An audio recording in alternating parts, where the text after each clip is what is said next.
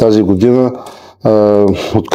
използвахме повода изложението, открихме и постоянен павилион в центъра на Нимбо, който ще позволи на българските, китайските компании и на страните от Централна и Източна Европа, които участват в инициативата, да имат още по-лесен достъп до своите съвместни дейности.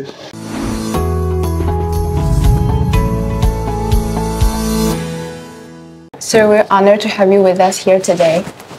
Welcome. So the China CEC Expo is an important platform for bilateral engagement, I believe. And as Deputy Prime Minister, what are your impressions for this year's Expo and which areas do you hope to strengthen cooperation in? Първо, използвам случая да благодаря на китайската страна за топлото посрещане и за отличната организация на изложението, което освен на чисто икономически характер, има и политически аспект, тъй като допринася за повишаването на политическия диалог между страните, за възстановяването на доверието и за надграждането на нашите отлични отношения. Българската страна се представи на ниво нещо повече. Тази година използвахме повода изложението, открихме и постоянен павилион в центъра на Нимбо, който ще позволи на българските, китайските компании и на страните от Централна и Източна Европа, които участват в инициативата, да имат още по-лесен достъп до своите съвместни дейности. Имаше широка гама от продукти, които бяха представени на изложението. Смятам, че те ще намерят радушен прием в китайското общество, в китайския бизнес. Аз съм удовлетворен, че традиционни български продукти, като виното, киселото мляко, продуктите от рози намериха за пореден път своето място в търговското изложение и много бих се радвал те наистина да бъдат част от ежедневието, от живота на всяко китайско семейство. So you just mentioned about agricultural cooperation.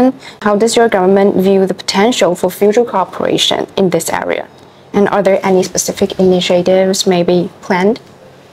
Тези увеличени стойности показват две неща. Първо, отличното ниво на отношение между нашите страни и на второ място, разбира се, високото качество на българските продукти. Аз съм много удовлетворен, че за поредна година отбелязваме ръст на експорта на български селско-стопански продукти.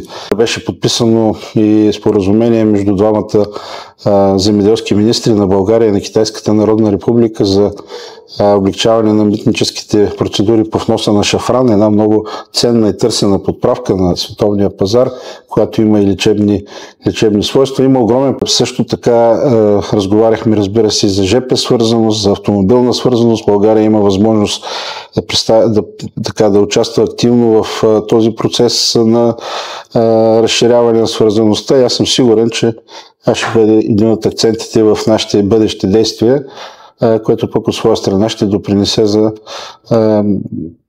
по-голямото ниво на нашите търговски отношения, включително и в областта на селското стопанство. Thank you for your sharing.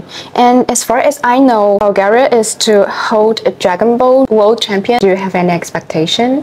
И аз съм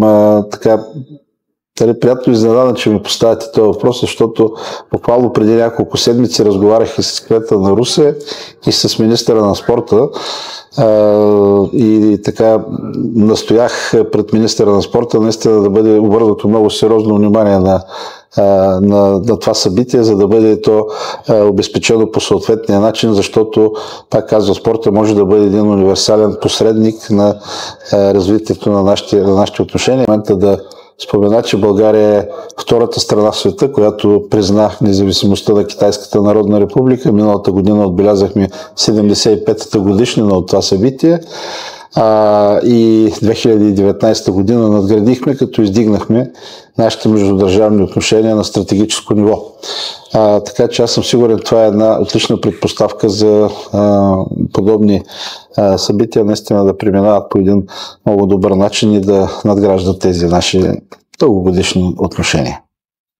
At the end, looking ahead, in short, How does Bulgaria position its bilateral ties with China, and what are the strategic priorities for future cooperation, please? Нашите отношения стъпват на много здрава историческа основа през годините.